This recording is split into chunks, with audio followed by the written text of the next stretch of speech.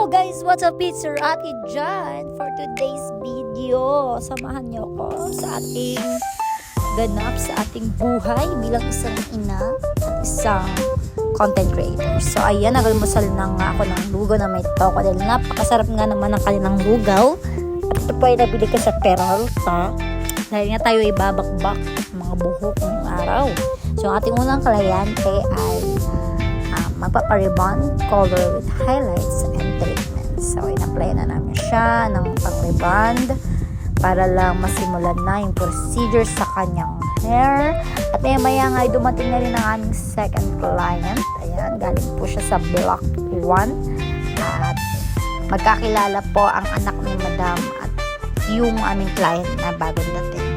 Dahil sila po ay magbarkada, magkaklase. So, ayan, nagpintuan-pintuan muna kami. Ayan, for the apply naman ng person, di ba? Pang-kulay na in-apply namin siya. At maggagabi na nga, medyo patapos na kami dahil gabi na nagsimula ang aming, natapos ang aming proseso. At ito yung outcome ng aming ginawa kay first client. At natuwa naman siya sa color ng kanyang hair. At yung aming second client naman ay nagpa-kulay at nagpa-rebond. So, ayan, shiny na yung hair niya dahil mahilig siya mag-DIY. So, talagang nagdami siyang kanyang hair sa kanyang pag-DIY.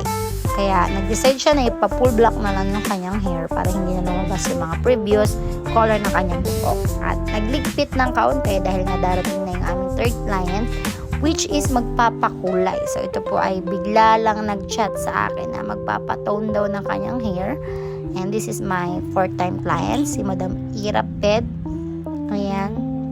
At ang gusto niya ay chocolate brown. So, nag-tone daw na nga kami ng hair color ng kanyang buhok para maaga matapos, diba? Dahil may treatment pa. So, ayan. Ito na yung outcome ng kanyang buhok. At medyo pagod tayo ngayon dahil isa lang yung ating assistant. Thank you, Lord, dahil naka-overcome at nakatabit po tayo sa araw na ito. At mayroon tayong pang-budgetarian, diba? Kung ang salon na walang client ay malungkot. So, ay nagpapasalamat ako sa inyo, guys. Yun lang. Please support me, guys.